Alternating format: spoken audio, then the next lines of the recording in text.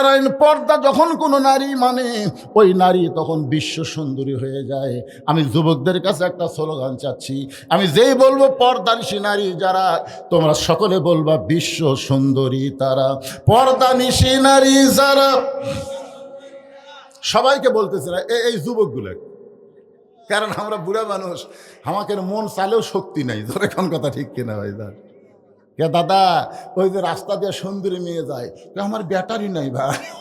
তার মানে কি, বুড়া দেখে লাভ নেই, কি লাভ আছে? অনেকে আমাকে বলে হুজুর, ওই যে হাসিনা ভারতে গেল, মুদিরও বউ নাই, হাসিনারও স্বামী নাই। আমি না, বুড়া মানুষের এগুলা কোয়া চাইজ নাই ভাই রে। মুদিও বুড়া, হাসিনাও বুড়ি, এরা কি করবি কত? এইগুলা কয়ে কাম আছে? কথা কন, আর কোনো কাম আছে? এই যুবকদের দরকার। এই যুবক, আমার সাথে একটা সাইজ মতো কল লাগবে। পর্দানিশী নারী যারা, বলবা বিশ্ব সুন্দরী তারা। পর্দানিশী নারী যারা, আর যেই বলবো বেপর্দা নারী যারা, তোমরা বলবা বিশ্ব বেহায়া তারা। বেপর্দা নারী যারা। আর একটা স্লোগান দাও, এ অন্তাহারে যদি বেপর্দা নারী থাকে, এদের কলজাত আগুন ধরবে। আমি যেই বলবো বেপর্দা নারী যারা, তোমরা বলবা শিলা কলা তারা। বেপর্দা নারী যারা। আপনার শোনেন তো, একই গাছের কলা, এক গামলায় চোঁচাওয়ালা, এক গামলায় শিলা। ঘোড়াদা ভারত গেলে খরিদ্দার কোন কলার দাম করবে? কেরে ভাই, চোঁচাওয়ালা কত করে কেজি ভাই? তো এখন কলালা বলতেছে, ভাই রে একই গাছের রে, একই গাছের রে, তো শিলা কলার দাম করিস না কেন? তখন খরিদ্দার বলতেছে, ভাই শিলা কলা আমি খাই না। তখন কলালা বলতেছে, তুই কি কলা চোঁচা সহ খাস? আমি শিলাই খাই। তো আগে থাকাই শিলা আছে, খালি নিবি আর খাবি। কলা খরিদ্দার তখন কি বলে? খরিদ্দার বলতেছে, আমি খাওয়ার আগেও খাসে। কলালা বলতেছে, আল্লাহর শপথ করে বলতেছে, কেউ খায়নি। খরিদ্দার বলতেছে, তোর চোখ নাই, মশা খাসে, মাছি খাসে, ধুলে খাসে, বালু খাসে, ওই কলা আর খাওয়ার উপযুক্ত নাই। বেপর্দা নারী যারা, শিলা কলার মতন তারা। এই জন্য আমার মায়েরা যারা পর্দার অন্তরালে একটু মনোযোগে শুনবেন। আল্লাহ কোরআনে বললেন, অকরনা ফি বুয়ুতিকুন্না ওয়ালা তাবাররাজনা তাবাররুজাল জাহিলিয়াতিল উলা। আল্লাহর কোরআনের কর্মী দেখার জন্যে ওমর ফারুক মেয়েটার নিকটে গিয়ে বললেন, মা, এই নির্জন পথে তুমি একা একা চলতেছ, তোমার সামনেও কোনো মানুষ নাই, পিছনেও কোনো মানুষ নাই। সঙ্গে সঙ্গে মেয়েটা বলে, পথিক, তুমি কি হযরত ওমরকে চেনো? মেয়েটা কি বলতেছে? ওমরকে বলতেছে পথিক। পথিক মানে রাস্তা দিয়ে যাই চলে, তা কি কয়? পথিক, তুমি কি হযরত ওমরকে চিনো? হযরত ওমরকে যদি তুমি চিনতা, তাহলে এরকম বেসাইদা কথা বলতা না। ওমর ফারুক যেদিন থেকে আল্লাহর কোরআন দিয়ে রাষ্ট্র চালায়, আল্লাহর কোরআন দিয়ে যেদিন থেকে রাষ্ট্র চলে, একজন মেয়ে পৃথিবীর এক প্রান্ত থেকে আর এক প্রান্তে যাবে, ওই মেয়েটার কলিজায় আত্মাকুল্লাহ ছাড়া অন্য কারো ভয় থাকবে না। সেদিন ষোড়শী নির্জন পথে যাবে। যারা গানটা পারেন আমার সঙ্গে বলেন, সেদিন ষোড়শী নির্জন পথে যাবে, কোনো জন কটু কথা কবে না, পথে আর প্রান্তরে সম্পদের মোহে পড়ে খুন আর রাহাজানি হবে না। সবাই বলেন, যদি মেনে চলি কোরআন। বলেন, যদি মেনে চলি কোরআন আর রাসূলের বিধান, সকলেই শান্তিতে থাকবে। বাংলার আকাশে কলেমার পতাকা যেদিন দুলবে। তোমরা যদি এরকম গল্প করো, তা জনগণ দেখতেছে না কি ভাই? আমার কথা কি বুঝতে পারতেছেন? ওমর ফারুকের চোখ দিয়ে দর দর করে পানি আসলো। আল্লাহর কোরআন দিয়ে যখন রাষ্ট্র চলবে, ওই মানুষের কলিজায় কেবলমাত্র ভয় থাকবে কার? আরো জোরে বলেন, ভয় থাকবে কার? ওই মহিলা দুই পাহাড়ের মাঝখান দিয়ে ঘুরতেছে, কোনো সময় ভয় করেনি, কেউ আসো ধরবি, এই ভয় নাই। কারণ কোরআন চলতেছে, কোরআন কোরআন ধরবো আয়। আল্লাহর কোরআন দিয়ে যখন রাষ্ট্র চলবে, প্রত্যেকটা মানুষ তার সীমানার মধ্যেই থাকবে, অন্যের সীমানায় যাবে না। আমার সীমানা হলো আমার পকেট, আমি বারবার হাত দিচ্ছি। মানুষ কবি হুজুর একটা বদ অভ্যাস হলো, পকেটে বারবার হাত দেয়, এর বেশি কিছু কবি। কিন্তু আমি যদি এই সীমানার পকেটে হাত দেই, তখন সবাই কবে হুজুর তো পকেট মারে, কারণ সীমানা ওভারটেক করছে। আপনার বউ হচ্ছে আপনার সীমানা, শালি কিন্তু আপনার সীমানার বাইরে। আপনি বউক বাদ দিয়ে যদি শালির দিকে কুত্তের মতন তাকে থাকেন, তাহলে সোয়াব হবি না পাপ হবে? আল্লাহর কোরআন বলবে বউয়ের দিকে তাকা, শালির দিকে তাকাস না। কুল্লিল মুমিনিনা ইয়াগুদ্দু মিন আবসারিহিম। আল্লাহু আকবার। ওমর ফারুক বললেন, মা তুমি যে ধীর গতিতে চলতেছো, দুই পাহাড়ের মাঝখানে তোমার চলা দেখে আমার মনে হচ্ছে তুমি একজন দুঃখী নারী। মেয়েটা বলতেছে, কে গো তুমি? তুমি কে গো? আমি সত্যি একজন দুঃখী নারী, কিন্তু আজকে হযরত ওমরকে এই দুই পাহাড়ের মাঝখানে 6 দিন হলে খুঁজতেছি। মেয়েটা কি বলতেছে? আসলেই আমি একজন দুঃখী নারী, কিন্তু হযরত ওমরকে এই দুই পাহাড়ের মাঝখানে 6 দিন হলে।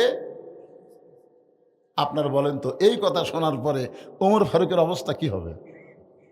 কারণ আল্লাহর কোরআন দিয়ে যখন রাষ্ট্র চলবে, তখন নেতা খোঁজা লাগবে না, নেতারাই তখন দুঃখী মানুষকে খুঁজে বেড়াবে। জোরে কোন কথা কন না কেন ভাইজান? আমাদের বাংলাদেশে কোরআন না থাকার কারণে নেতারাও খোঁজে ভোটের আগে। ভোটের আগে কিন্তু নেতারা আপনাকে খুঁজবি না? আমার কাহালু 5 ফিরে এক নেতা গাড়ি নিয়ে যাচ্ছে, এক ফকির আসতেছে রাস্তা দিয়ে। তো নেতা ড্রাইভারকে বলেছে, ব্রেক কর। তো ড্রাইভার বলতে, স্যার কোনো মানুষজন নাই, ব্রেক করবো কেন? বলে, ওই যে আসতেছে। ড্রাইভার কয়, ফকির স্যার। আরে পাগলা, ভোটের আগে ফকিরও তার মুহূর্তে থামা। যেই গাড়ি ব্রেক করছে, নেতা গাড়ির থেকে নামে ফকির সালাম দেয়, আসসালামু আলাইকুম চাচা।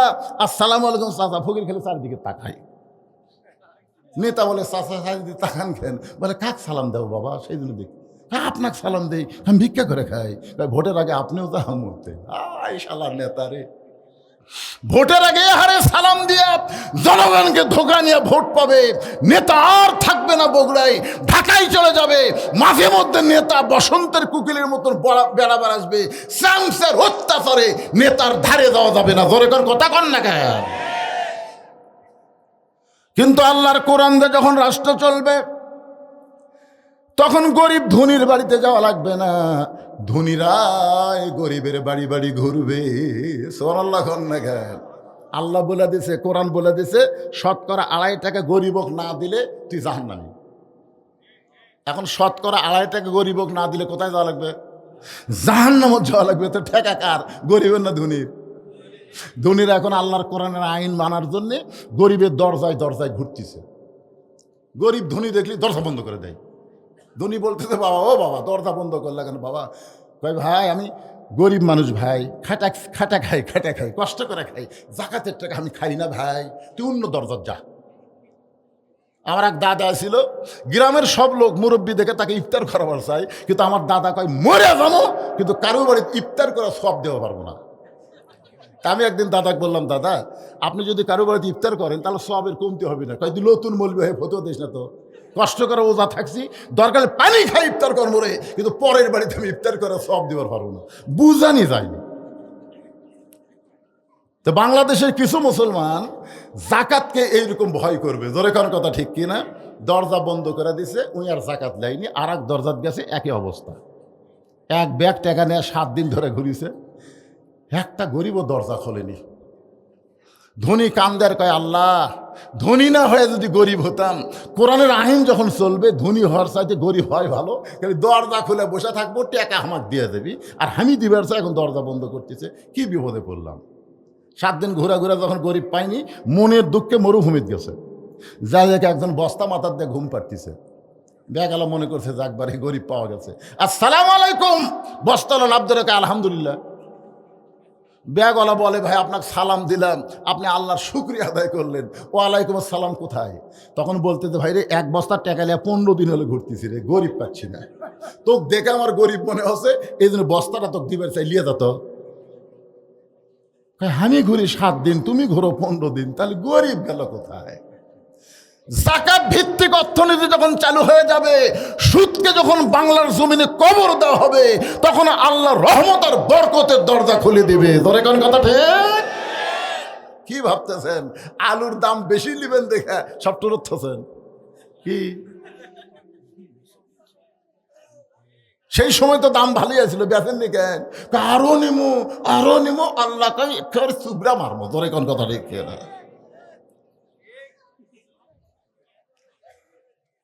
কে রে ভাই, এটা একটা টিস্যু দেন তো, টিস্যু দেন।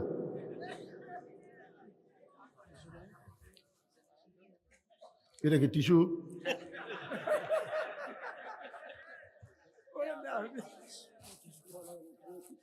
শোনেন, আপনার কি বিরক্ত হচ্ছেন? আচ্ছা, আমি যদি এভাবে ওয়াজ করতেই থাকি, আপনার বিরক্ত হবেন কখন? আজকের এই ওয়াজ হচ্ছে আপনাদের এলাকায় এই সিজনের আমার শেষ ওয়াজ না, সারা রাত না, খুবই ভালো লাগতেছে। কিন্তু এই স্লিপটা দিছে, হুজুর আপনি যতক্ষণ ইচ্ছা ওয়াজ করেন, আমাকে এর মধ্যে কোনো আপত্তি নেই, কিন্তু এই মাদ্রাসার জন্য একটা গামছার আদায় করে দেন তো। একটা গামছার আদায় করতে বড় জোর 5 মিনিট লাগবে, তার বেশি লাগবে না, ঠিক কিনা বলেন? এদের মধ্যে খালি এই এই এই এই করতেছে। হুজুর যে ইন্নালিল্লাহর আয়াতকে যে ওয়াজ শুরু করলো, এটা তো মরার আয়াত, হুজুর যে কোন ওয়াজ করবি রে? আরে ফাটাফাটি ওয়াজ। এই জন্যে বলতে যে ভাইজান, একে ভিতরে এই উসখুশি না থাক, আপনারা মাদ্রাসাকে মহব্বত করে, কোরআনকে মহব্বত করে 10, 20, 50, 100, 500 যে যা পারবেন আল্লাহর হস্তে 5 মিনিটের মধ্যে এই গামছার মধ্যে, ব্যাগের মধ্যে দান করবেন। গামছা ব্যাগ আলার কোথায়? হ্যাঁ বাবা, নামে যাও, নামে যাও, আল্লাহর হস্তে নামে যাও। আপনারা দিবেন না ভাইজান? আপনার কাছে যদি যাই ব্যাগ, আপনারা দিবেন না? এ কথা কন্যান দিবেন না? 10 পারেন, 20 পারেন, 50 পারেন, 100 পারেন। এই মাদ্রাসায় এমন আল্লাহর 10 জন বান্দাকে আমি দেখতে চাই, 10টা বান্দা, যে এই নবীর এতিম মাদ্রাসায় একটা কোরআন শরীফ দান করবে। একটা কোরআন শরীফ বাবদ 500 টাকা দান করবে।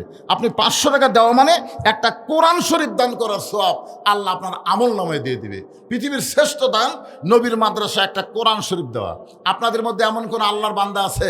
মাশাআল্লাহ। সবার আগে সভাপতি সাহেব বুঝবার পারছে আল্লাহর ওলি মানুষ। পৃথিবীর শ্রেষ্ঠ দান নবীর মাদ্রাসা একটা কোরআন, এ কোরআন শরীফ বাবদ 500 টাকা দান করেছে।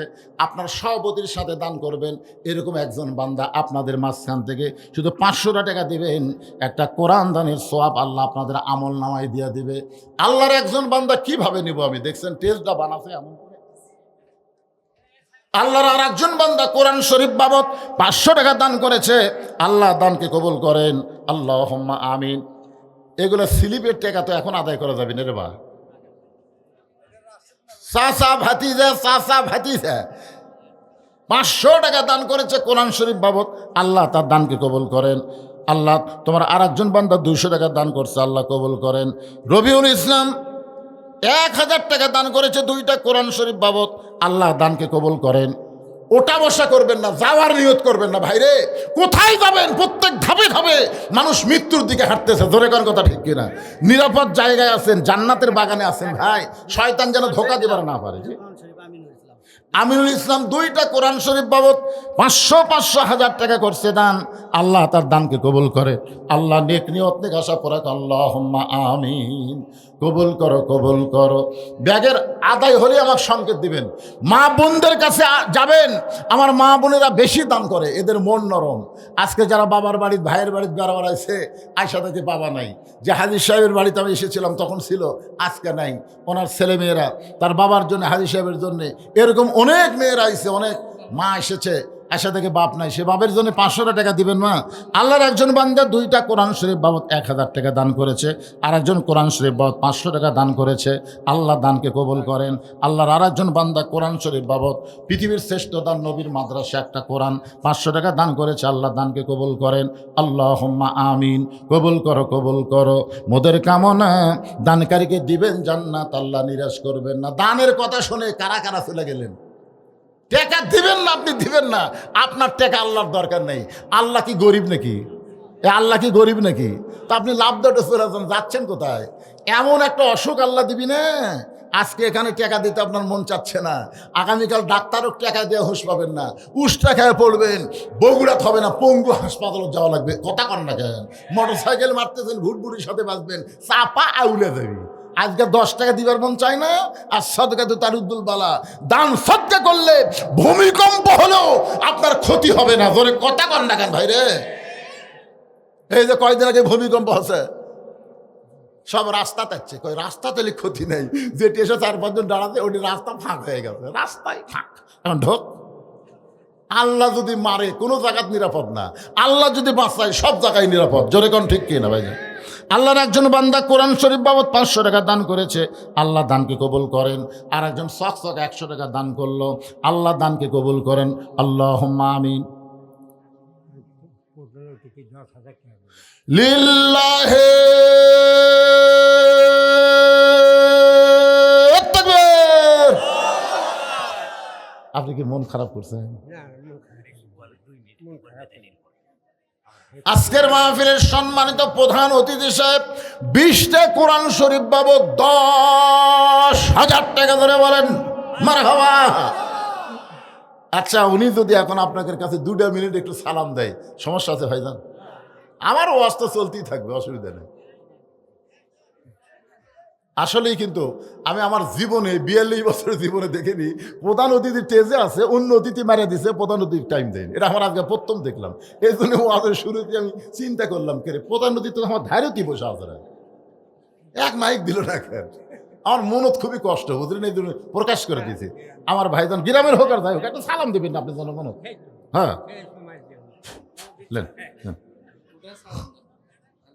না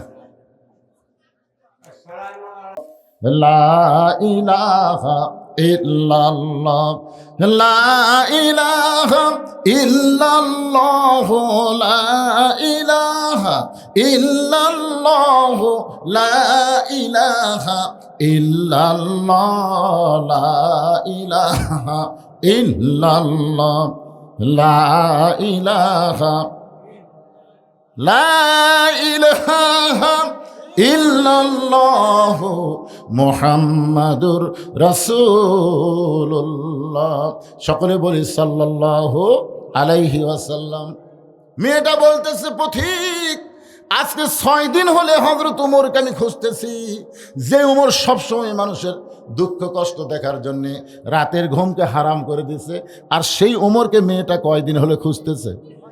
ওমরের চোখ দিয়ে দর দর করে পানি পড়তেছে। মা, কি দুঃখ তোমার মনে, যেই দুঃখ নিয়ে তুমি ওমরকে খুঁজতেছ? মেয়েটা বলতেছে, পথিক রে, আমার ভিতরে যেই দুঃখ, আমি দুনিয়ার সাধারণ কোনো মানুষকে বলবো না, আমি বলবো হযরত ওমরকে।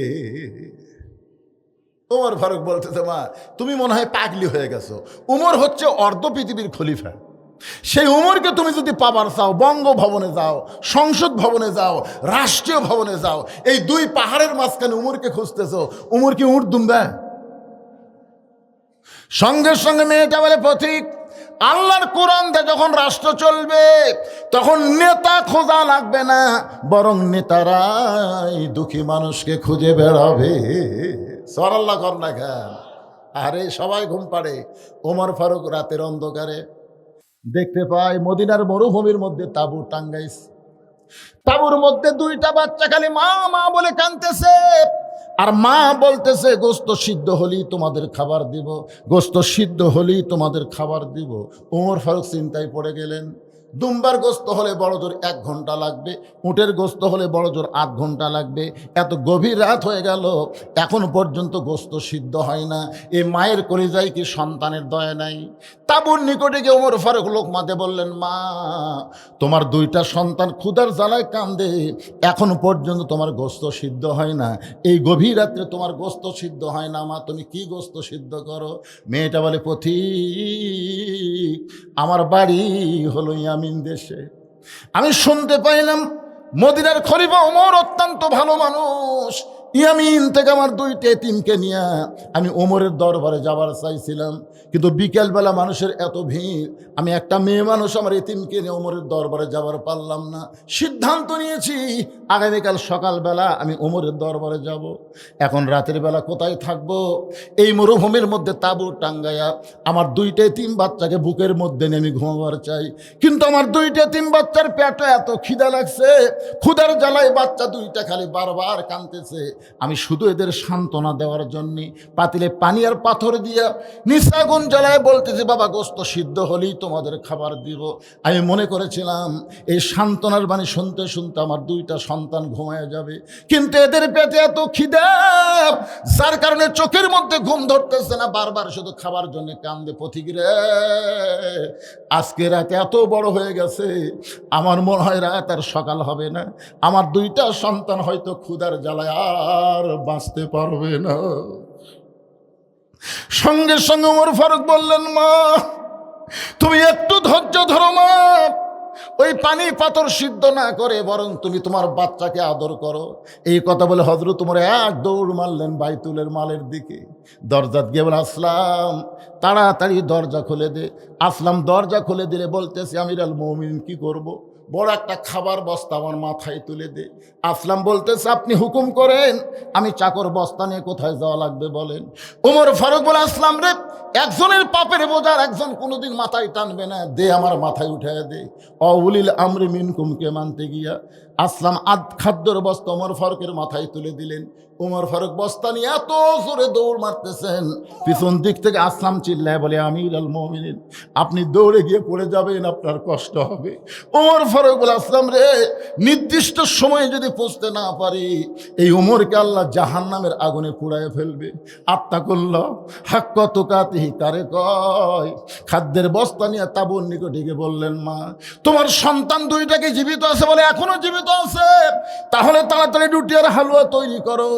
মহিলা রুটি আর হালুয়া তৈরি করে যখন ওমর ফারুকের হাতে দেয়, ওমর ফারুক দুইটা এতিম বাচ্চাকে দুই উরাতের উপরে নিয়ে উঠিয়ে হালুয়া নিয়ে যখন মুখের মধ্যে দেয়, দুইটা বাচ্চা মুসকি মুসকি হেসে তাকায় দেখে ওমরের চোখ দিয়ে দর দর করে পানি পড়তেছে।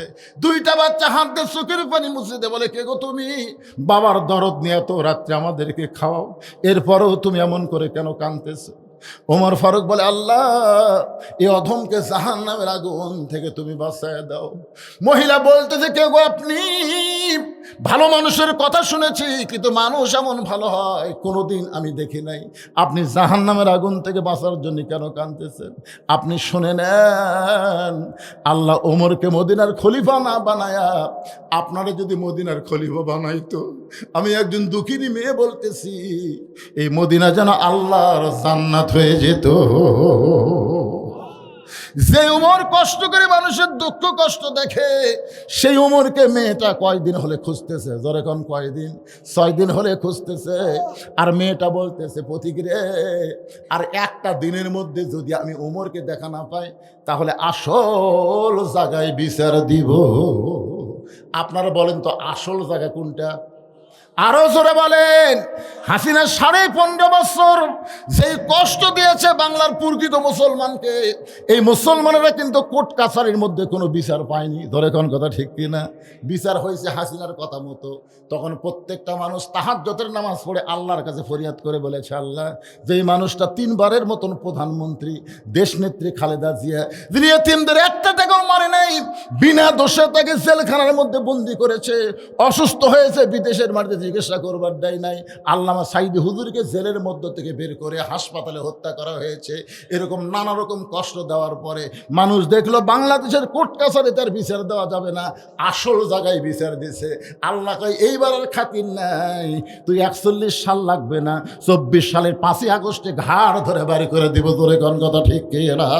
ধরে বলেন ঠিক। তাহলে বিচার দেওয়া লাগবে কোথায়? আসল জায়গায়। মেয়েটা বলে, পথিক, আর একটা দিনের মধ্যে যদি উমরকে আমি দেখতে না পাই তাহলে আসল জায়গায় বিচার দিব। ওমর ফারুক হাঁটু গেড়ে বসে বলতেছে, মা তুমি যে উমরকে 6 দিন হলে খুঁজতেছ, আমি হইলাম সেই উমর। মেয়েটা আল্লাহর শুকরিয়া আদায় করে বলতেছে, আমার ইমানের বিজয় হয়েছে, কারণ আমি সময় নিয়েছিলাম 7 দিন। জোরে কোন কয়দিন? কিন্তু 6 দিনের মধ্যে পেয়ে গেছি, আমার ইমানের বিজয় হয়েছে। আমিরুল মুমিনিন, তাহলে আপনি চোরের মতন একা একা ঘুরতেছেন, আপনার কি চামচা নাই? একটু মনোযোগ দিয়ে শোনেন। ইন্না লিল্লাহি, এটা বিপদের আয়াত বাজান, বিপদ। আজকে নেতাক দাওয়াত দিলে যে কি বিপদ ভাই।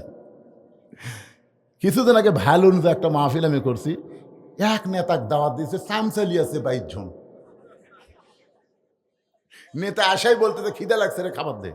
চামচা গেলে তো আরো মশান। 22 জন নেতা, একজন 23 জন খাইয়া টাকা দিছে 2500। ওরকে খরচ হতে 7000 দিছে, 2500 টাকা দিবা তো দেও। কত বড় মাশাআল্লাহ। ময়না তুমি যাও তো, এরকম আর কেউ দেয় নাকি দেখো তো, যাও। মানে কোরআন শরীফ বাবদ 500 টাকা লিয়ে যাচ্ছে, আমার কানজ পড়ছে, ওটা না লিয়ে পারি। আল্লাহ যে নিয়তে দান করছে, নেক নিয়ত নেক আশা কবুল করো, জোরে কোন আমিন। তো মেয়েটা বলতেছে, আমির আল মুমিনিন, আপনি চোরের মতন একা একা ঘুরতেছেন, আপনার কি চান্সে নেই? বাংলাদেশের মতন 96টা দেশের খলিফা, তার কেউ নেই, চৌকিদারও নেই, পুলিশও নেই, র্যাবও নেই, আর্মিও নেই, কে? আল্লাহ কোরআনে বললেন, ইন্নামাল মুমিনুনাল্লাযীনা ইযা যুকিরাল্লাহু ওয়াজিলাত কুলুবুহুম ওয়া ইযা তুলিয়াত আলাইহিম আয়াতুহু যাদাতুহুম ঈমানাও ওয়া আলা রাব্বিহিম ইয়াতাওয়াক্কালুন। কি বুঝলেন? মেয়েটা যে ওমর ফারুককে প্রশ্ন করছে, এই প্রশ্নের উত্তর এই আয়াতের মধ্যে আছে। এই আয়াতের মধ্যে আছে, আমি বলতেছি। আচ্ছা, যে কতগুলো মেয়ে মানুষ এখন এই দলে, এদিক মেয়ে মানুষ কোন জায়গায় বসেছে? তারা বেড়াই কে?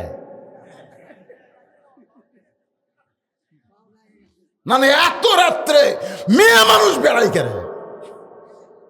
মরদ মানুষ মাঝে মধ্যে চাটা খাবার খায়, কিন্তু মেয়ে মানুষ কি মাঝে মধ্যে চা খায়?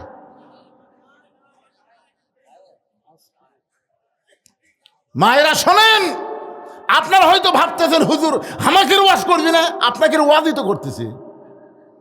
ওমর ফারুক যে মেয়েটাকে দেখে আল্লাহ প্রশংসা করলেন, এই মেয়েকে সুপা খোপা দেখে প্রশংসা করছে, আর আপাত মস্তক আল্লাহর পর্দার আইন দেখে প্রশংসা করছে কার? গভীর রাত্রে খাদিজাতুল কুবরা নবীর হাত ধরে কাঁদতেছে। রাসূল বলে, খাদিজা কান্দেন কেন? বলে, কান্দার কারণ হলো আমার 64 চলতেছে। কত চলতেছে? 64 বছর বয়স চলতেছে, যে কোনো সময় আমার মৃত্যু হবে, আমার কি কোনো খুশির খবর নাই? আল্লাহ রাসূল বলেন, খাদিজা আপনার 64 চলতেছে, আমার 50 চলতেছে। তা আপনি কি মনে করেন আপনি আগে মরবেন না আমি আগে মরবো? এটা আমি নবীও জানি না, কে কখন মরবে আল্লাহ ভালো জানে। খাদিজা বলতে, হুজুর বয়স হলে বেশি, বয়স একটু বেশি হলে মানুষের মধ্যে একটু ভয়ের চিন্তা আসে, জোরে কোন কথা ঠিক কিনা? তা আমাকে একটা খুশির খবর দিলেই তো আমার আর টেনশন নেই। আমার কি কোনো খুশির খবর নাই? রাসূল বলেন, খাদিজা আমার সাহাবীদের মধ্যে 10 জনকে আল্লাহ তাআলা জান্নাতের সার্টিফিকেট দিয়েছে। খাদিজা বলতে, হুজুর আমি আমার কথা শুনবার চাচ্ছি, আমি আমার কথা শুনবার চাচ্ছি হুজুর, আপনি আবার 10 জন সাহাবীর কথা বলতেছেন। রাসূল বললেন, খাদিজা শোনো, আমার সমস্ত সাহাবীরাই জান্নাতি। 10 জনকে আল্লাহ সার্টিফিকেট দিয়েছে, আর বাদ বাকি কি? রাসূল বললেন, রাদিয়াল্লাহু আনহুম ওয়া রাদু আন, যাদের পিছনে রাদিয়াল্লাহ শব্দ আছে তাদের সকলকে আল্লাহ বিনা হিসাবে জান্নাত দিয়ে দিবে। খাদিজা বলতে, হুজুর আমি আমার কথা শুনবার চাচ্ছি। আসলে মেয়ে মানুষ যখন নিজের কথা শুনবার চাই, অন্য পেঁচাল পারলে মেয়েদের কিন্তু ধৈর্য কম। এটা আজকে যে সিজার শুরু আছে, এই সিজার কিন্তু খালি ধৈর্য কমের জন্য। আমাকে মায়েরা ধৈর্য ধরছে, দেখি কি হয়। কি বলবো প্রসবের কথা, মা বিনে সেই ব্যথা কেউ তো বুঝিবে না। মাজন ঠেকিয়া সন্তানের দেয়, অকালে মা মারা যায়, কেন সে মায়ের ভক্তি করো না? এমন দরদি ভবে কেউ হবে না আমার মা গো। আপনার বলেন তো, নর্মালে বাচ্চা লিবার গেলে মায়েদের ধৈর্যের দরকার আছে না নাই? কিন্তু সামান্য বিষয়, ওরে বাবা রে, ওরে বাবা, এ অধৈর্য। এখন স্বামী কয়, চলো তাহলে ডাক্তারের কাছে যাই। ডাক্তার বলতেছে, ভাই ভালোই করছেন রে, আল্ট্রাসাউন্ড করে দেখি একটু বেঁকা হয়ে আছে ভাই, একটু বেঁকা, মানে টাকা কামাই করা লাগবে, পানি একটু শুকে গেছে, কি করবেন? তখন বলে, ভাই রে দরকার হলে অটো ভ্যান বেসমো, তাও বউ আমার সিজার করো। আপনারা বলেন তো, আজ থেকে 15 বছর আগে কোনো সিজার ছিল? এইটাই, মেয়েদের একটু ধৈর্য কম। রাসূল বলেন, খাদিজা 10 জন পুরুষকে আল্লাহ জান্নাতের সার্টিফিকেট দিয়েছে এবং 10 জন নারীকেও আল্লাহ জান্নাতের সার্টিফিকেট দিয়েছে। পুরুষের মধ্যে 1 নম্বর হলো আবু বকর, আর নারীদের মধ্যে 1 নম্বর হলো খাদিজাতুল কুবরা। ও যে একটা লাফালাফি করতেছে, ওই যে দেখেন ফর্সা করে, এটা কার কোলত বসে আছে রে? এই কিন্তু সিজার করা, আপনি খোঁজলে দেখেন। কারণ সিজার করা বাচ্চারা জন্মের আগেই দুনিয়াতে আসে। ডাক্তার পেট কাটা দেখে ঘুমের মধ্যে আছে, এখন কি করবে? কে ঘুম তো আর ভাঙেনি, 2 দিন পরে আর ঘুম ভাঙে যেত, নর্মালি হয়ে যেত। কিন্তু পেট কাটার কারণে ঘুম ভাঙেনি, তখন পেটের মধ্যে বাইর করে এরকম মাথার উপর একটা ঘুরান দেয়। এই ঘুরান দেওয়ার সময় মাথাতে একটা ঝাঁকি খেয়ে করে কান্দে ওঠে।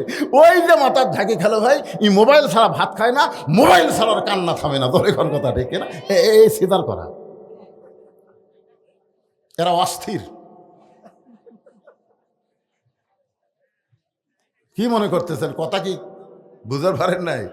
আজকে ভালো করে শোনেন, পীর সাহেব এখানে বসে আছে, পীর সাহেব বসে আছে। আমি বলতেছি, ভালো ডাক্তার যারা, তাদের বউকে সিজার করায় না। মৌলানার বাড়িতে কোনোদিন মিলাদ হয় না, আর পীরের বউ কোনোদিন মুরিদ হয় না। বিশ্বাস করে, আপনি এটা পীর সাহেব হয়ে গেছে, মাশাআল্লাহ। কারণ আমি 42 বছরের ওয়াজ করতেছি, আমার বউ আমার হুজুরি হয় না। মানে বইয়ের কাছে পীর সাহেব হওয়া যে কত বড় কষ্ট, যারা পীর সাহেব তারা বুঝতেছে। এই শোনেন, আপনারা বলেন তো, মৌলানাদের বাড়িতে মিলাদ হয়?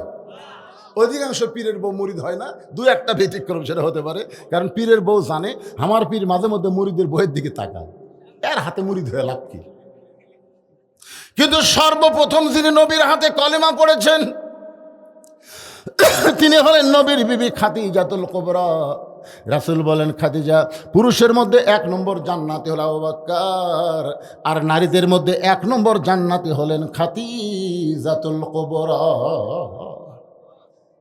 মা খাদিজার সেই হাসি, রাসূল দেখতেছে খাদিজা খেলে হাসতেইছে। আল্লাহ রাসূল বলে, খাদিজা এত হাসতেছেন, বলে এই খবরটা আপনি আগে দিবেন না, যে নারীদের মধ্যে আমি 1 নম্বর জান্নাতি, এই খবর আগে দিবেন না? রাসূল বলেন, খাদিজা পুরুষের মধ্যে 2 নম্বর হলো উমর, 3 নম্বর ওসমান, 4 নম্বর আলী। তাহলে নারীদের মধ্যে 2 নম্বর কে হলে ভালো হয়? রাসূল কিন্তু আর রাসূল নাই, স্বামী হিসাবে খাদিজাকে জিজ্ঞাসা করতে, তাহলে নারীদের মধ্যে 2 নম্বর কে হলে ভালো হয়? খাদিজা বললেন, হুজুর নারীদের মধ্যে 2 নম্বর ফাতেমা হলে ভালো হয়। আমার কলিজার টুকরা ফাতেমাকে আল্লাহ যেন 2 নম্বর জান্নাতি ঘোষণা করে। 1 নম্বর খাদিজা, 2 নম্বর ফাতেমা, 1 নম্বর আবু বকর, 2 নম্বর উমর। রাসূল বললেন, খাদিজা আল্লাহ আপনাকে 4টা মেয়ে দান করেছে, আমার মাধ্যমে আল্লাহ আপনার পেট থেকে 4টা মেয়ে দিয়েছে। ধরে কোন কয়টা? একটার নাম হলো জয়নাব, একটার নাম হলো রোকেয়া, একটার নাম হলো কুলসুমা, একটার নাম হলো ফাতেমা। আপনি শুধু ফাতেমার কথা প্রথম বললেন, আর 3টা মেয়ের কথা কেন বললেন না? খাদিজা বললেন, ইয়া রাসূলুল্লাহ আপনি হলেন বাবা আর আমি হলাম মা, কোন সন্তান কেমন এইটা মা জানে, এইটা কোনোদিন বাবা বলতে পারবে না। আজকে যেই সন্তানেরা রাস্তাত ঘুরতেছে, মেলাত ঘুরতেছে, এই সন্তান কেন ঘুরতেছে? আপনার মায়ের কাছে যান, যে তোমার সন্তান ওয়াজ বাদ দিয়ে মেলাত ধরে কেন? মা তখন বলবে, ওই যখন হাত পেটের মধ্যে আসছিল, আমি তখন গোটা পাড়া ঘুরেছি, ওই পেটের মধ্যেই ঘরুনি ব্যারাম পাচ্ছে, বেড়া হয়ে ভালো হবে। এই জন্য একটা নেপোলিয়ন বলেছে, ভালো একটা সন্তান যদি চান, ভালো একটা মায়ের দরকার। খাদিজা বললেন, এ রাসূলুল্লাহ জয়নাব জন্মগ্রহণ করেছে, রোকেয়া জন্মগ্রহণ করেছে, কুলসুমা জন্মগ্রহণ করেছে, আমি সব বলতে পারি কি কোন সন্তান কিভাবে জন্মগ্রহণ করেছে, কিন্তু আমার ফাতেমা যখন জন্মগ্রহণ করলো, আমি তখন দেখি ফাতেমা 2টা হাত দিয়া তার ইজ্জত পর্যন্ত ঢেকে দুনিয়াতে আইছে, আমি মা হইয়াও পর্যন্ত তার ইজ্জত দেখতে পারি নাই। এই কারণেই এই কারণে আল্লাহ যেন ফাতেমাকে 2 নম্বর ঘোষণা করে। আল্লাহ নবী খাদিজার কপালে একটা চুমা দিয়ে বললেন, খাদিজা, আপনার ফাতেমা তো জান্নাতি নয়, আপনার ফাতেমা তো জান্নাতি নয়, আপনার ফাতেমা তো জান্নাতি নয়। তিনবার নবী যখন বললেন ফাতেমা জান্নাতি নয়, সঙ্গে সঙ্গে খাদিজা নবীর মুখে হাত দিয়ে বললেন, ইয়া রাসূলুল্লাহ, আমার ফাতেমা যদি জান্নাতি না হয় তাহলে ফাতেমা কি? রাসূল বললেন, ফাতেমা হলো জান্নাতি নারীদের নেত্রী। যেই মাত্র বলেছে ফাতেমা হলো জান্নাতি নারীদের নেত্রী, সঙ্গে সঙ্গে খাদিজা বলে, ইয়া রাসূলুল্লাহ, সর্বপ্রথম ঈমান গ্রহণ করলাম, আমার যত সম্পদ আছে সব আমি আল্লাহকে দিয়ে দিলাম। এরপর আল্লাহ তাআলা আমাকে 1 নম্বর জান্নাতি ঘোষণা করলো, আর আমার পেটের মেয়েকে খাতুনে জান্নাত ঘোষণা করলো, জান্নাতি নারীদের নেত্রী ঘোষণা করলো। ওগো নবী, ফাতেমার ভিতরে এমন কি আমল আছে যে আমল করার কারণে আল্লাহ তাকে জান্নাতি নারীদের নেত্রী ঘোষণা করলো? যতক্ষণ পর্যন্ত আপনি না বলবেন আমি খাদিজা আপনার হাত ছাড়ব না। ওগো আল্লাহ নবী, কোন আমলের কারণে ফাতেমাকে আল্লাহ খাতুনে জান্নাত ডিগ্রি দিল? এটা নারী হিসাবে আমি খাদিজার শোনা বড় দরকার। খাদিজা যদি শুনতে চায় কোন আমলের কারণে ফাতেমাকে আল্লাহ খাতুনে জান্নাত ডিগ্রি দিল, যে সমস্ত মেয়েরা পর্দার মধ্যে বসে আছে এদের শোনার দরকার আছে না নাই? একটা মেয়েও যেন আর না দেখি বেড়ানার। আচ্ছা শোনেন, ফাতেমার সাথে জান্নাতে যাবেন, আপনারা কি বকরি চড়ানা ফাতেমা হোসেন? ঘাস কাটা ফাতেমা, আলু লাগান ফাতেমা। ফাতেমা এখন আলু লাগায়, ফাতেমা এখন বকরি চড়ায়। এটা কোন ফাতেমা? একটু মনোযোগ দিয়ে শুনবেন। ইজাব আসাবাতুহুম মুসিবাতুন ক্বালু, সকলে পড়েন ইন্না লিল্লাহি ওয়া ইন্না ইলাইহি রাজিউন। আল্লাহু আকবার বলেন। আয়াতটার কথা কি খেয়াল আছে? বিপদ আপদ মুসিবত যখন আসবে তখন তোমরা ইন্না লিল্লাহ বলবা। এই হুকুম কার? বর্তমানে আমাদের বাংলাদেশে বিপদ আছে না নাই? সবচাইতে বড় বিপদ হলো মানুষ কোরআনের ওয়াজ শুনবে কিন্তু কোরআন মোতাবেক চলবে না। এটাই হলো মুসলমানের ঈমান আমলের মধ্যে সবচাইতে বড় বিপদ। জোরে কোন সবচাইতে বড় কি? যে কোরআনকে আল্লাহ লক্ষ্য করে বলেছেন, ওয়ানুনাজ্জিলু মিনাল কুরআনি মা হুয়া শিফাউ ওয়া রাহমাতুল লিল মুমিনিন। আপনারা বলেন তো, কোরআন মুমিনদের জন্য গজব না রহমত? এই কতক্ষণ গজব না রহমত? এই কোরআনকে নাজিল করা হয়েছে মুমিনদের জন্য যাবতীয় রোগ মুক্তি এবং রহমত স্বরূপ। আর সেই কোরআন থেকে ইন্না লিল্লাহর কথা বলতে যে ভাইজান একটু মনোযোগ দিয়ে শুনতে হবে। ওমর ফারুক বললেন, মা তুমি যে আমাকে 6 দিন হলে খুঁজতেছ, কি দুঃখ নিয়ে খুঁজতেছ? সেই দুঃখের কথা এখন আমি শুনতে চাই। মেয়েটা বলে, আমিরুল মুমিনিন, আমার জীবনের সবচাইতে বড় দুঃখ হলো আমি 6 বছর বয়সে ঈমান গ্রহণ করেছি, শুধুমাত্র ঈমান গ্রহণ করার অপরাধে 12 বছর আমি জেলখানায় বন্দি জীবন কাটাইছি। সকালবেলা 3টা করে চাবুক মারছে, বিকালবেলা 3টা করে চাবুক মারছে। আমার দেহের এমন কোনো জায়গা নাই যেই জায়গায় চাবুকের আঘাত লাগে নাই। আমার একটাই মাত্র অপরাধ, আমি 6 বছর বয়সে ঈমান গ্রহণ করছি। ঈমানের কলেমা পড়িনি, ঈমান গ্রহণ করছি। আমাদের বাংলাদেশে যুদ্ধের সময় অনেক হিন্দুরাও কলমা পড়ছিল, যেরকম ঠিক কিনা? এই যে মুরব্বী কর করবে, আমাদের 5 পীর এলাকায় অনেক হিন্দু তখন দাসপাড়া, একটা পাড়ার নামই হলো দাসপাড়া। তো পাকিস্তানের পাঞ্জাবি আর্মি দেখলি ওরা বলতো লা ইলাহা ইল্লাল্লাহ, লা ইলাহা ইল্লাল্লাহ, লা ইলাহা ইল্লাল্লাহ। তা আর্মিরা বলতো বিলকুল ঠিক হয়, ঠিক হয়, বিলকুল ঠিক। 9 মাস পরে যখন দেশ স্বাধীন হলো তখন এক হিন্দু আমাকে বললো, বাবা মুসলমানের কলমার দাম আছে রে। তা আমি কইলাম, আপনি হিন্দু হয়ে কেমনে বুঝলেন? বলে, এই কলমা মুখত থাকার কারণে আর্মির গুলির থেকে বেঁচে গেছি পারে, এই কলমা খালি মুখত থাকার কারণে।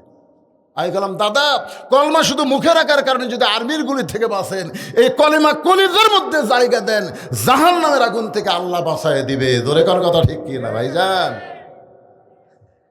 ঈমানের কলেমা খালি পড়লে হবে না, ঈমানকে গ্রহণ করা লাগবে। ঈমানকে গ্রহণ করা সম্পর্কে রাসূল বলেছেন, ইকরার বিল লিসান, তাসদিক বিল জিনান, আমল বিল আরকান, এরই নাম হলো ঈমান। মেয়েটা বলতেছে, আমিরুল মুমিনিন, আমি যেই দেশের জেলখানায় বন্দি ছিলাম, এই মনোযোগ দিয়ে শোনো, যেই দেশের জেলখানায় বন্দি ছিলাম ওই দেশের নাম হলো রোম দেশ। জোরে কোন কি দেশ? ওই দেশের সবাই হলো খ্রিস্টান। ওই খ্রিস্টানদের দেশে আমি মুসলমান হয়েছিলাম, আর মুসলমান হওয়ার কারণে আমাকে জেলখানায় 12 বছর বন্দি করলো। আপনি যখন রোম পারস্য দখল করলেন, তখন আপনি ঘোষণা করে দিলেন আল্লাহর কোরআন দিয়া যখন রাষ্ট্র চলবে, ওই দেশে কোনো জেলখানা থাকবে না। আপনি জেলখানার দরজা মুক্ত করে দিলেন। আমি জেলখানা থেকে বের হয়ে আমি কোথায় যাব?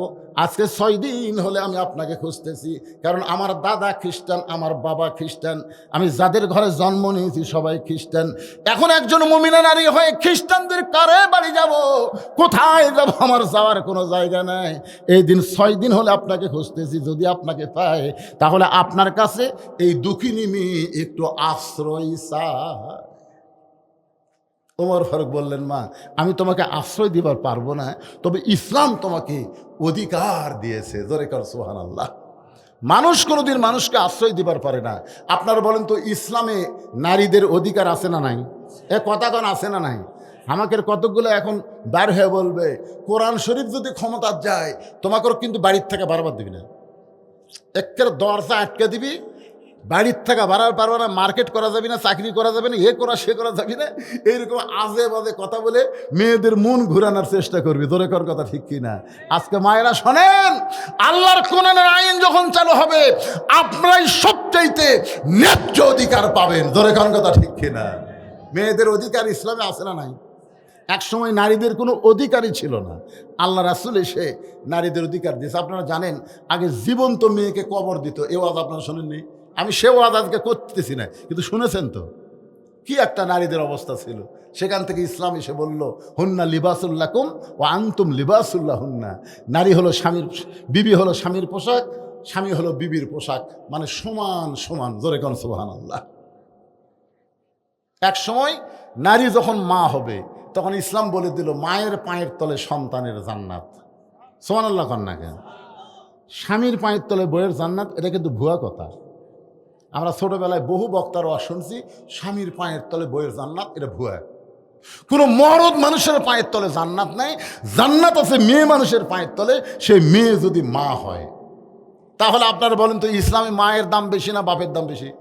কথা কয় না, মায়ের না বাপের? মেয়ের দাম বেশি না ছেলের দাম বেশি? আল্লাহ রাসূল বলেছেন, বাজার থেকে কোনো মিষ্টি কিনলে খবরদার ছেলের হাতে দিবা না, মেয়ের হাতে দিবা। কার হাতে দিবা? এখন বাজার থেকে আপনি 6টা মিষ্টি কিনছেন, কেন মেয়ের হাতে দিচ্ছেন? মেয়ে গুনতেছে, আব্বা 1, মা 1, ভাই 1, তাহলে 3 জন। ওই মিষ্টি বাড়তিছে, আব্বু তুমি 2টা লাও, মা তুমি 2টা লাও, ভাই বলতেছে তুই 2টা লে। তখন বাপ বলতেছে, বাবা তুমি তো মিষ্টিটা 6টা ভাগ করে দিলে, আমাদের 3 জনকে, তোমার খবর কি? আপনারা খালি আমার খাওয়া, আপনারা খালি আমার খাওয়া। সুবহানাল্লাহ কন না কেন? আপনি ভুল করে যদি ছেলের হাতে দেন, ছেলে মিষ্টির প্যাকেট খোলা বলতেছে, আব্বু বাজারে কার কোনো মিষ্টি নাই, এই 6টা মিষ্টি কিনছো কেন? এই 6টা আমারই লাগবে। এই কয়ে ওই 6টা চলে গেছে, কাকু দেয়নি। আজকে বাপ মরে গেছে, বাপের সব সম্পত্তি বেটারে লেই, বুনুক দিবারই চায় না। ধরে কোন কথা ঠিক কিনা? আবার অনেক বাবা সর্বনাশ করে হজ করবার যাওয়ার সময় সব সম্পত্তি বেটাক দেয়, মেয়ে ফাঁকি দেয়। একটু মনোযোগ দিয়ে শোনেন, আল্লাহ রাসূল বলেছেন, ফাতেমা হল আমার কলিজার টুকরা। মেয়েদেরকে তোমরা সবচাইতে বেশি ভালোবাসবে, ছেলের চাইতে মেয়ের দাম বেশি। শুধু একটা জায়গায় মেয়েদের দাম কম, আর রিজালু কাওয়ামুনা আলান নিসা। আল্লাহ কোরআনে বলেছেন পুরুষেরা নারীদের উপরে থাকবে। এই একটা জায়গায় শুধু মেয়েদের দাম কম, পুরুষ থাকবে উপরে আর নারী থাকবে, কথা কয় না। এইটাই ওরা ধরে, এটা ধরে আর মিছিল করে, নারী পুরুষের সমান অধিকার। কি মিছিল করে না? কেরে নারী পুরুষের সমান অধিকার চাও কে? তুমি যদি মেয়ে হও তোমার অধিকার বেশি, তুমি মা হলে তোমার অধিকার বেশি। খালি একটা জায়গাতে একটু আমি ওয়াজ করতে বলে থাকি, পদ্মা নদীর চরে জ্বালানি অস্থায়ী ঘর বানাচ্ছে, অস্থায়ী ঘর চাটাই দিয়ে, ওখানে ঘর বানায়, মাছ ধরে বিক্রি করে। একদিন আল্লাহর কি কাম, উঠছে ঝড়ে খালি বালু উঠতেছে, 1-1 ঘন্টা হয়ে ঝড় থামে না। জেলা স্বামী বলতেছে, বউ রে আমার পেশাবে লাগছে রে, কী করি? দরজা খোলা যাবে না, দরজা খুললে বালু এসে সব মেঘে দেবে। ঝড় না থামার কারণে জেলা বলতে স্বামী গো, বলতেছে, ও বউ তাহলে আমি কাম করি, ঘরের মধ্যে পেশাব করি। বউ বলে, তুমি বড় মানুষ, ঘরে পেশাব করলে থাকা যাবে? স্বামী বলতে, ঝড় যে থামে না রে, খালি কিটকিট করতেছে। বউ বলে, তাহলে কাম করো, তুই আমার কান্দর চড়ো। কান্দর চড়া চাটাইয়ের ঘর তো, তোমার যন্ত্র মোতাবেক একটা সেট করো। ওই বইয়ের কান্দে ছড়ে যন্ত্র মোতাবেক সেট করে পেশাব করছে, আলহামদুলিল্লাহ। 1-8 ঘন্টা হয় ঘর থামে না, বউ আমি বলতে যে ছিদ্র করাই আছে, তাহলে কান্দর চড়বা আর জাগা মতো কাম করবা। বউ স্বামীর কান্দর চড়ে পেশাব করে, পেশাব তো বেড়া যাই না, স্বামীর বুক ভিজা যায়। স্বামী চিল্লাবে, এই কোন জায়গায় পেশাব করি, কোন জায়গায় পড়ে। বউ বলে, মরার স্বামী জানো না, সব জায়গায় সমান অধিকার চলে না। ধরে কর কথা ঠিক কিনা? আপনারা বলেন তো, সব জায়গায় সমান অধিকার চলে? মসজিদের ইমামতি করবে পুরুষ মানুষ, নারীরা ইমাম হবার পারবে? জোরে কান পারবে? তাহলে মসজিদের ইমাম যদি নারী হবার না পারে, সমাজের ইমামতিও নারী করবার পারবে না। এই একটা জায়গাত মুখ বন্ধ রাখলেন কেন? হাঁ কওয়া যাবে না? লিল্লাহে তাকবীর। ওমর ফারুক বললেন, মা এখন তোমার বয়স কত? মেয়েটা বলতে, আমিরুল মুমিনিন 6 বছর বয়স ঈমান গ্রহণ করেছি, আর 12 বছর জেলখানায় বন্দি জীবন কাটাইছি। হিসাব করে দেখলাম 6 আর 12 মিল আমার 18 বছর বয়স।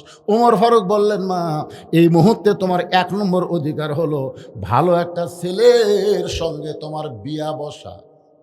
ইসলাম তোমাকে অধিকার দিয়েছে ভালো একটা ছেলের সাথে। কি ছেলে? ভালো ছেলে, সুন্দর ছেলে না, ভালো। যদি ইসলাম বলতো সুন্দর একটা ছেলের সাথে বিয়া বসা, তাহলে আমার মতন কালো বউ পাওয়া খুব কঠিন হয়ে যেত। জোরে কোন কথা ঠিক কিনা? কিন্তু ইসলাম কি সুন্দরের কথা কছে না ভালো কছে? ভালো। ওমর ফারুক বললেন, মা তুমি এখন ভালো ছেলে কোথায় খুঁজবে? আমার কাছে একটা ছেলের খবর আছে, দেখো তো ছেলেটা তোমার পছন্দ হয় কিনা। মেয়েটা বললেন, আমিরুল মুমিনিন তাহলে ভালো ছেলের খবর দেন। ওমর ফারুক বললেন, ছেলেটার বয়স হলো মাত্র 22 বছর। জোরে কোন কয় বছর? ছেলেটা লম্বায় হলো 6 ফুট 2 ইঞ্চি। ছেলেটার গায়ের রং হলো ফর্সা, মুখের বর্ণ হলো চাঁদের মতো সুন্দর। ছেলেটার নাম হলো আব্দুল্লাহ। ছেলেটার বাবার নাম হলো আমি অধম ওমর। ছেলেটার যোগ্যতা হলো 30 পারা কোরআনের হাফেজ। ছেলেটার যোগ্যতা হলো 6 লক্ষ হাদিসের হাফেজ। আমার আব্দুল্লাহর সঙ্গে, ওমর ফারুক বললেন, আমার আব্দুল্লাহর সঙ্গে তোমাকে বিয়াটা দিয়া, তোমাকে আমার বৌমা বানায়া আমার বাড়িতেই তোমাকে অধিকার দিবার যায়। সুবহানাল্লাহ কন না কেন? আমার আব্দুল্লাহর সঙ্গে বিয়া দিয়া তোমাকে কি মা? কথা কয় না, বলে কি মা? 3-4 বার বলেছি কি মা, কিন্তু আমার 5-6 সভাপতি বসে আছে বাগমারাই, উনি আর কথা কয় না। আমি বললাম, সভাপতি সাহেব আপনার সামনে সবাই বলল বেটার বউ হচ্ছে বৌমা, তা আপনি কথা কন না কেন? আপনার কি বেটা নেই? আমারও নেই। সভাপতি মনে করেন আমার দলের লোক, আমার কিন্তু বেটা নেই, আল্লাহ 3টা বেটি দিছে। তাই সভাপতি বললাম, আপনি কি আমার দলের? না হুজুর, আমার 2টা বেটা আছে, বিয়ে করাছি হুজুর। তো বৌমা কন না কেন? হুজুর কেমনে কই, আমার 2টা বেটার বই হচ্ছে বউ দজ্জাল, আমি বৌমা পাইনি হুজুর। আগে আমার বেটা খুবই ভালো আসলো, কিন্তু বিয়ে করার পর থেকে বউ যে কি কান মন্ত্র দিল, আমার বেটার বাড়িতে নেই। বেটা এখন শহরে বাসা করে বউকলে থাকে। এরকম বেটা আছে না নাই? যেরকম আছে না নাই? অন্তাহারে বাপ মা আছে, আর বেটা বৌলি আছে বগুলা শহরে, বাসা বানাছে, বৌলে ওটি থাকে। এখন বাপ মা থাকে অন্তাহারে। একদিন বাবার খুবই অসুখ, বাবা ডাক্তার দেখাতে গেছে বগুড়া পপুলারে। এত বড় ডাক্তার, ভিড় বেশি, সিরিয়াল পড়েছে রাত 9টায়। কয়টার সময়? রাত 9টার সময় ডাক্তার দেখে বাপ চিন্তা করে, এখন অন্তাহারে কেমনে যাই রে, ঘোড়া ধাপের সিএনজি আছে কি না চিন্তা করতেছে। এখন এত রাত্রে অন্তাহারে কেমনে যাই? মন বলতেছে কে তোর বেটার বাসা নেই, বেটার বাসাত যা। মনের কথা মতো বেটার বাসাত গেছে। বেটার নাম হলো আব্দুল্লাহ। দরজার যে ডাকতেছে, আব্দুল্লাহ, কে রে আব্দুল্লাহ? এটা কি গ্রাম? এটা কি অন্তাহার? আপনার কিন্তু শহরের একটা ভাব আছে না নাই? আব্দুল্লাহ কয়, আমার সবাই সার করে কয়, সাহেব করে কয়, এত রাত্রে আমার নাম ধরে ডাকে, এই মরদ কে রে? আপনারা বলেন তো, নাম ধরে ডাকার মরদ কে? আমি যত বড়ই হুজুর হই, আমার বাপ কিন্তু আর পুরা নামও কয়নি। কে বাবা বুঝলু, কি খবর বা? আমি বললাম, আব্বা আমি একটা হাজি মানুষ, মৌলানা মানুষ, আপনি সরাসরি বুঝলু কন? আব্বা কয়, তোকে আবার হুজুর কয়া লাগবি কে রে? আজকে যখন ওয়াজ করে আসি, যখন বাপ মায়ের কবর, আমার মসজিদের পাশে বাপ মায়ের কবর, সালাম দিয়ে আসি। আবার ওয়াজ করে যখন যাই, বাপ মাকে সালাম দিয়ে বলি, বাবা আপনি যে মধুরী আমাকে বজলু বলে ডাকতেছিলেন, আর দুনিয়াতে কেউ নাই বাবা। বাবার মতন আপন কেহ নাই রে দুনিয়ায়, নিজে না খাইয়া বাবা সন্তানকে খাওয়ায়। বাবার মতন আপন কেহ নাই রে দুনিয়ায়। আব্দুল্লাহ সঙ্গে সঙ্গে আব্দুল্লাহ দরজা খুলে দেখে বাবা এতিমের মতন দাঁড়ায় আছে। বাবার হাত ধরে বলতেছে, বাবা এ রাত 9টার সময় কেন?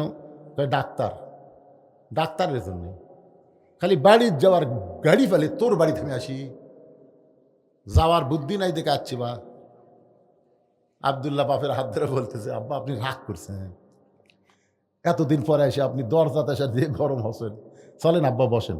রেস্টরুমে বসে আব্দুল্লাহ আস্তে আস্তে বইয়ের কাছে আসছে। বউ কম্বল গাউন দিয়ে শুতে আস, বইয়ের কাছে এতিমের মতন বলতেছে, লক্ষ্মীটি ময়না পাখি। বউ কিন্তু সবই জানে, ওর বাপ আছে সেটা জানে না, ওই ঘুমের ভান করে চুপ করাস। আব্দুল্লাহ চোরের মতন, ময়না পাখি কি তোমার বাপ আছে আমি জানি না? আব্দুল্লাহ জোরে চিল্লাস না রে, কোনোদিনও আসে না, আজকে বিপদ যাচ্ছে, শুনবার পারলে রাগ করবি রে। কারণ আব্দুল্লাহ জানে ওর বাপ কি মাল জানে না, ধরে কেন জানে, কে জানে না, জোর হাত করছে। খাবার যদি দিবার মন চাই তুমি দাও, আমার মাজার বেদনা, পিঠ শিরশির করে, উঠতে পারল না। তখন আব্দুল্লাহ বাপের কাছে বলতেছে, আব্বু আমি সব শুনছি বা, তোর বউ অসুস্থ সে কথা আমাকে বলবি না, তুই কি মনে করছিস আমি না খেয়ে আছি? আরে পাগলা, থাকার জায়গা নাই দেখে তোর বাড়িতে যাচ্ছি, হোটেল নেয় খাই যাচ্ছি। আব্দুল্লাহ বলতেছে, বাবা সত্যি কি আপনি খাইছেন? বাবা মনে মনে কয়, যে তোর বইয়ের ব্যবহার, পেট এমনি ভরে গেছে। এটা মনে মনে বলতেছে, জোরে বলে নাই, আসলেই খাইছি বাবা। আব্দুল্লাহ বলে, তাহলে ঘুমান। আব্দুল্লাহ বাবারে ঘুমায় দেয়, জিরো বাল্ব ঘরের মধ্যে জ্বলতেছে। মনের মধ্যে কষ্ট নিয়ে আব্দুল্লাহ বইয়ের কাছে এসে শুইছে। রাত যখন 11টা বাজে, তখন আব্দুল্লাহর শালা, বইয়ের ছোট ভাই, রাত তখন 11টা, আব্দুল্লাহর শালা এসে ডাকতেছে, শেফালি আপা, শেফালি আপা। আব্দুল্লাহর বইয়ের নাম হলো শেফালি। কম্বল ফেলে দিয়ে মারছে লাভ। আব্দুল্লাহ তাকায় দেখে কম্বল আছে, বউ নেই। বউ গেটত যা বলতেছে, কে রে ভাই এত রাত্রে কোত্থেকে? বলে ক্যারাম বোর্ড খেলতে খেলতে রাত হয়ে গেছে আপা, খেয়াল করিনি, একটু ঘুমাবার চাই। আরে পাগল, ঘুমাবি তার আগে খাবি না? তুই না খেয়ে ঘুমাইলে আমার চোখে ঘুম ধরবি? ভাত গরম, গোস্ত গরম, মাছ গরম, সব গরম করে ভাইয়ের সামনে দিয়ে, ড্রেসিং টেবিলে ভাইয়ের সামনে দিয়ে ডাইনিং চেয়ারে বসে এখন খালি বলতেছে, খা ভাই, খা ভাই, আর এক টুকরা খা ভাই। আব্দুল্লাহ চিন্তা করে, 9টার সময় আমার বাবা আসলো, তোর মাজা বেদনা, পিঠ শিরশির করে। আর 11টার সময় তোর ভাই আইলো, বার হয়ে দেখে 5 তরকারি গরম ভাত, শালার মাথায় বইয়ের হাত। কয় তরকারি? 5 তরকারি গরম ভাত, শালার মাথায় আর বইয়ের হাত। খা ভাই, আর এক টুকরা খা ভাই। ভাই বলতেছে, না আপার পারতেছি না। আব্দুল্লাহ ধীরে ধীরে বাবা যেই ঘরে ঘুমায় ওই ঘরে জানলার কাছে গিয়ে জিরো বাল্বের আলোতে দেখে বাবা শুকনা মুখে ঘুম পাড়তেছে। আব্দুল্লাহর চোখটা দর দর করে পানি পড়তেছে। যেই বাবা নিজে না খাইয়া আমাকে লেখাপড়া করালো, যেই বাবা মাটির বিছনার থাকে আমারে খাট বানায় দিছে, আমার সেই বাবা আজকে না খাইয়া ঘুম পাড়তেছে। আর আমার বইয়ের ভাইয়ের সামনে 5 তরকারি গরম ভাত। লিয়াবলুয়াকুম আইয়ুকুম আহসানু আমালা। আল্লাহ বলে, বান্দারে তোমার সুন্দর আমলের পরীক্ষা করা হবে। এই মুহূর্তে তোমার সুন্দর আমল কি? এমন সময় আল্লাহর কোরআন বলতেছেন, ওয়াকাদা রব্বুকা আল্লা তাবুদু ইল্লা ইয়াহু ওয়া বিল ওয়ালিদাইনি ইহসানা। আল্লাহু আকবার। আব্দুল্লাহ, আব্দুল্লাহ রে, তোর বইয়ের মাজার বেদনা, ফির শিরশির করে, তোর বাবার সামনে খাবার দেয়নি, তোর বাবা না খেয়ে ঘুম পাড়তেছে, আর শালার সামনে 5 তরকারি গরম ভাত। তুই কি মরদ না? তোর কি করার কিছুই নাই?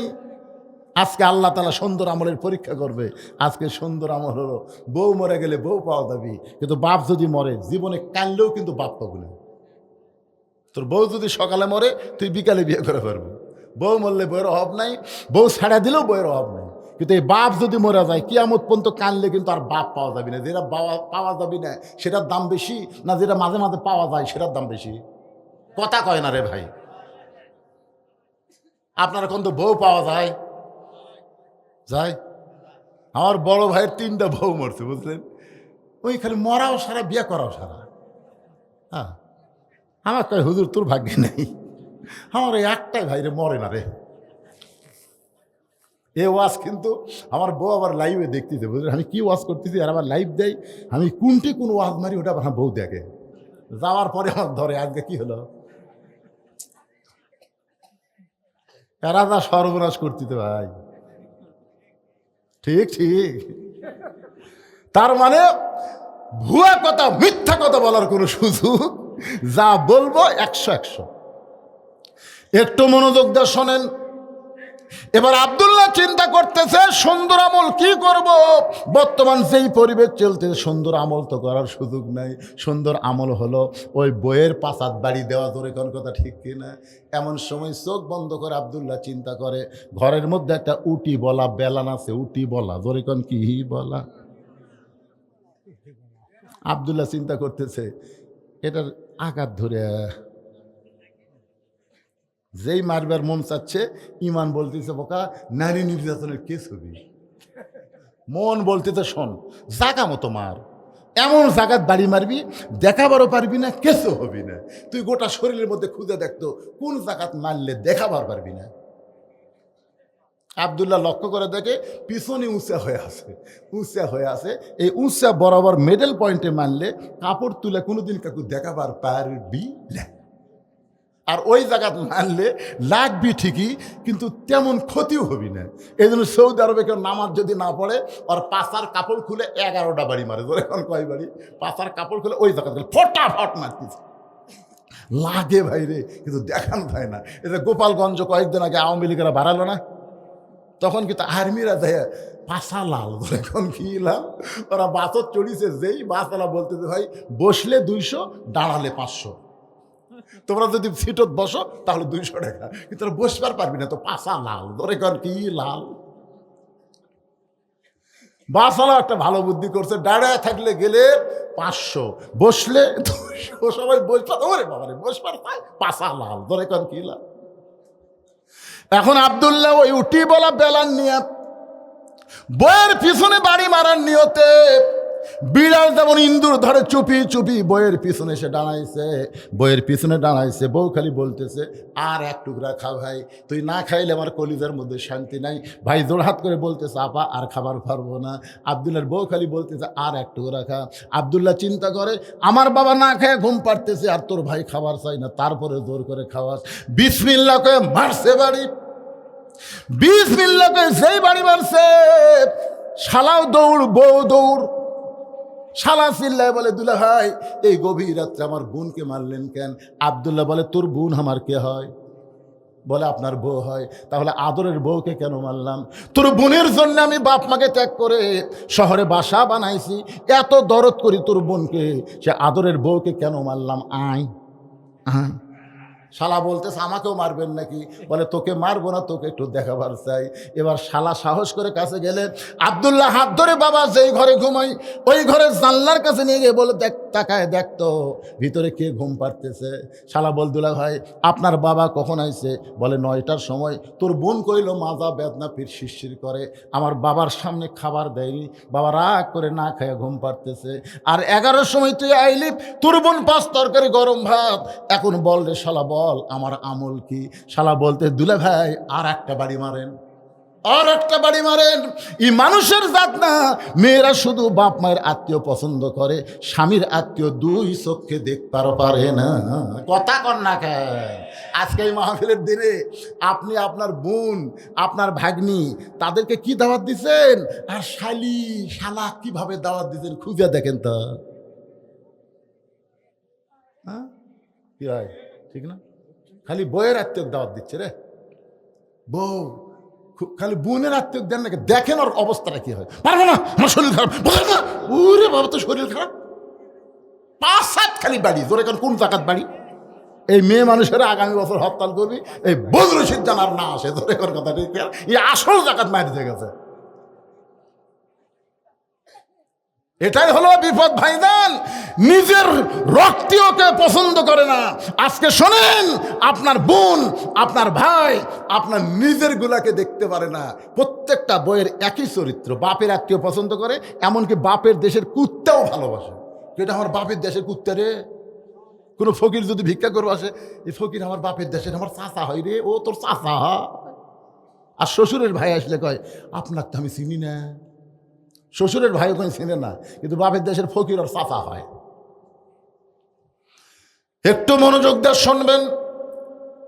রাসূল বলেন, খাদিজা ফাতেমাকে খাতুনে জান্নাত ডিগ্রি দেওয়ার কারণ হলো দুইটা। জোরে বলেন কয়টা? খাদিজা বলতেছে, কোন কারণে আল্লাহ আমাকে বাদ দিয়ে ফাতেমাকে খাতুনে জান্নাত ডিগ্রি দিল? যতক্ষণ পর্যন্ত না বলবেন আমি আপনার হাত ছাড়ব না। আল্লাহ রাসূল বলেন, খাদিজা একটু হাত ছেড়ে দাও, আমি আপনাকে দুইটা প্রশ্ন করব, দেখেন আপনি উত্তর দিবার পারেন কিনা। এক নম্বর প্রশ্ন হলো, ও খাদিজা, আপনি কত বছর বয়সে ঈমান গ্রহণ করছেন? একটু মনোযোগ দিয়ে শোনেন আমার মায়েরা যারা পর্দায় আছেন, শুধু আপনার বিরুদ্ধে ওয়াজ হচ্ছে না মা, আপনার পক্ষে ওয়াজ হচ্ছে। এবার রাসূল বলে, খাদিজা আপনি কত বছর বয়স ঈমান গ্রহণ করেছেন? খাদিজা বলতেছে, রাসূলুল্লাহ আমি যখন ঈমান গ্রহণ করেছি তখন আমার বয়স হলো 55 বছর। আল্লাহ রাসূল বলে, খাদিজা ঈমান গ্রহণ করার আগে আপনি কি ছিলেন? ঈমান গ্রহণ করার আগে আপনি কি ছিলেন? খাদিজা বলতেছে, রাসূলুল্লাহ ঈমান গ্রহণ করার আগে আমি কাফির ছিলাম। রাসূল বলে, খাদিজা ঈমান গ্রহণ করার আগে আপনি 55 বছর কুফর হালে কাটাইছেন। এখন আপনি বলেন তো, আপনার পেটের মেয়ে ফাতেমা কত বছর বয়সে ঈমান গ্রহণ করেছে? খাদিজা বলতেছে, জান্নাতি জান্নাতি, আমার ফাতেমা জান্নাতি হয়ে জন্মগ্রহণ করেছে। আল্লাহ রাসূল বলে, খাদিজা দুইটা প্রশ্নের মধ্যে একটা প্রশ্নের উত্তরে আপনি ঠকে গেলেন। এবার আসেন খাদিজা, আমার 2 নম্বর প্রশ্ন হলো, খাদিজা দুনিয়ার কত পুরুষ মানুষ আপনাকে দেখেছে? আপনার নাকের সাইজ কেমন? আপনার মুখের সাইজ কেমন? আপনার দাঁতের সাইজ কেমন? এটা দুনিয়ার কত পুরুষ বলতে পারে? খাদিজা বলে, রাসূলুল্লাহ 25 বছর বয়সে আপনার সঙ্গে যখন আমার বিয়ে হলো, ওই সময় মক্কার সবচাইতে ধনবতী রমণী ছিলাম। এই ধনী হওয়ার পিছনে কারণ হলো আমার অনেকগুলো ব্যবসা ছিল। এই ব্যবসা চলাইতে গিয়া হাজার হাজার পুরুষের সঙ্গে আমার লেনদেন হয়েছে। খাদিজার মুখের সাইজ কেমন, দাঁতের সাইজ কেমন, গায়ের রং কেমন, এটা দুনিয়ার বহু পুরুষ বলতে পারে। আল্লাহ রাসূল বলে, খাদিজা তাহলে দুনিয়ার বহু পুরুষ আপনার চেহারা, আপনার ঢপ, আপনার গায়ের রং বলতে পারে। এখন বলেন তো, আপনার পেটের মেয়ে ফাতেমার চেহারা কেমন, নাকের সাইজ কেমন, মুখের সাইজ কেমন, এটা দুনিয়ার কত পুরুষ বলতে পারে? খাদিজা বলতে, পর্দানিশী আমার ফাতেমা জন্মসূত্রে পর্দার মধ্যে জন্ম নিয়েছে। আল্লাহ রাসূল বলে, খাদিজা আপনি মা হয়ে ফাতেমার জন্ম পর্দার মধ্যে দেখেছেন, কিন্তু আমি বাবা আল্লাহর নবী হয়ে বলতেছি, ফাতেমা শুধু পর্দার মধ্যে জন্ম নেবে না, ফাতেমা পর্দার মধ্যে বড় হবে। ফাতেমা পর্দার ভিতরে এই দুনিয়া থেকে বিদায় নেবে। গভীর রাত্রে হযরত আলী ফাতেমাকে দাফন করতেছে জান্নাতুল বাকির মধ্যে। দাফন করার পরে আল্লাহকে বলতেছে, আল্লাহ দুনিয়ার পর্দা নিশি ফাতেমাকে আমি গভীর রাত্রে কবর দিয়া তোমার কাছে বলি, ফাতেমার পর্দাকে কবুল করে নাও। এ দোয়া করার পরে তাকায় দেখে সামনে কয়েকটা পুরাতন কবর দেখা যায়। এই মাত্র ফাতেমার কবর দিল, সেই নতুন কবর আর 2 চোখে দেখা যায় না। হযরত আলী জান্নাতুল বাকির মধ্যে দৌড়ায় বলে, ফাতেমার কবর, ফাতেমার কবর কোথায়? ফাতেমার কবর। কে যেন ডাক দে বলে, আলী রে, ফাতেমা পর্দানিশী, আমি আল্লাহ জোহরা ডিগ্রি দিয়া ফাতেমার কবরটাকে কিয়ামত পর্যন্ত পর্দা করে দিয়েছি। আমার মায়েরা, সেই ফাতেমার সঙ্গে যদি জান্নাতে যাওয়ার চান, আপনাদের পর্দাটা গ্রহণ করা লাগবে মা। পর্দা যদি গ্রহণ না করেন, একটা ইবাদত আল্লাহ কবুল করবে না। যে নারীর পর্দা নাই, তার নামাজ, রোজা, হজ, যাকাত কিছুই আল্লাহর দরবারে কবুল হবে না। মেয়েদেরকে পর্দা করা লাগবেই। জোরে কোন কথা ঠিক? আর আপনারা যারা এখানে বসে আছেন ভাইজান, এই যে কোরআনের মাদ্রাসা, আমি আপনাদেরকে বললাম কোরআন শরীফ বাবদ 500 করে টাকা দেন। এই মাদ্রাসা চলুক না বন্ধ হোক, কোনটা চান আপনারা? আচ্ছা, আপনারা এই অন্তাহারের কয়জন এখানে আছেন? অন্তাহারের না, অন্তাহার, এই অন্তাহারের কারা কারা আছেন? একটু হাত তোলেন না কেন ভাইরে? কারা কারা অন্তাহারের আছেন? মাশাআল্লাহ, বোঝা গেল মোটামুটি আছেন। হাত নামান। কারা কারা অন্তাহারের বাহির থেকে আছেন তারা একটু হাত তোলেন তো দেখি।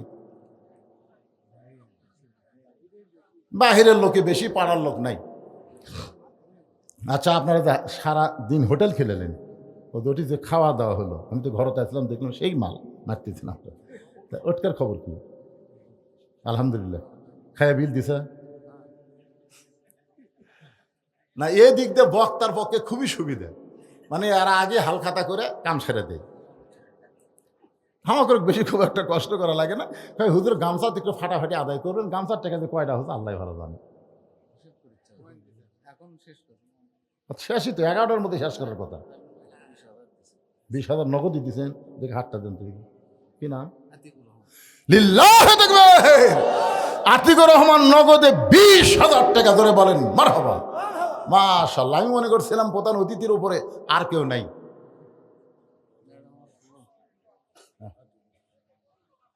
আপনি দোয়া করেন হুজুর।